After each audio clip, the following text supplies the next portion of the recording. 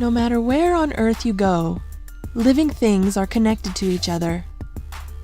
From the tiniest of organisms to the largest of creatures, all living things need energy to survive. So where does that energy come from?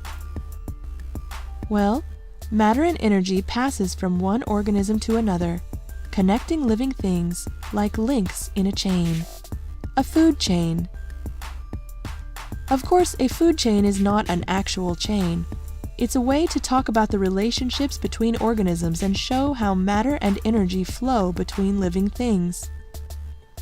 Every living thing on Earth is part of a food chain, including you, and most things are part of more than one. All of the energy in Earth's food chains comes from the sun. The sun's energy reaches the Earth as light and heat, and plants capture some of it and convert it into food through photosynthesis. Because plants make or produce their own food from the sun's energy, they are called producers. Every food chain must begin with a producer, for example, grass. That's because animals cannot create their own food. They must eat or consume energy from other sources. That's why animals are called consumers. The second link in a food chain is a consumer that eats plants, an herbivore. When an animal eats plants, some of the energy the plant captured from the sun is transferred into the animal's body, where it is used for things like moving, breathing, and growing. An herbivore is called a primary consumer.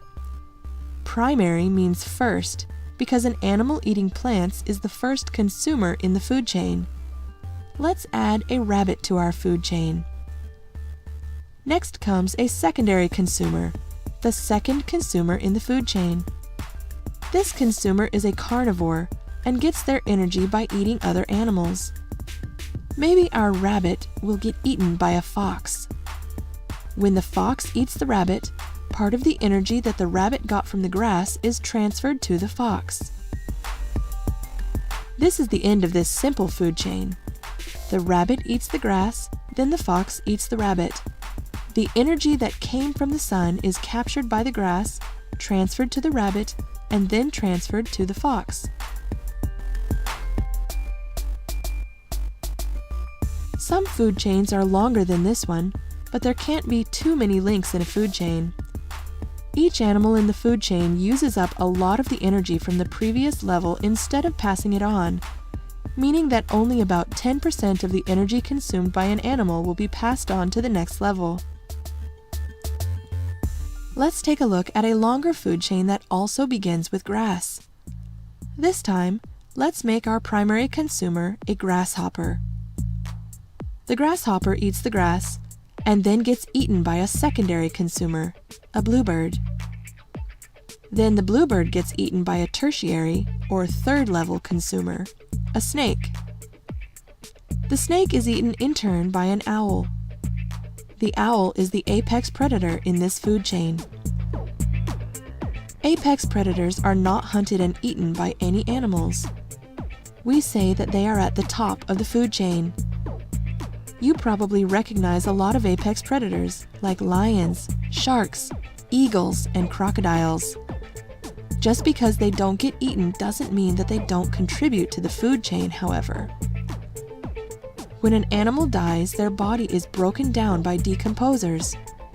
Decomposers are usually bacteria and fungi that break down dead plants and animals into nutrients in the soil, that in turn help the plants at the beginning of the food chain to grow. It's the circle of life. Natural ecosystems usually have more complicated food chains, however. A network of interconnected food chains is called a food web. The arrows are used to show which direction the energy flows and help keep track of the connections between organisms. Now that you understand a little bit more about food chains, see if you can find the connections between living things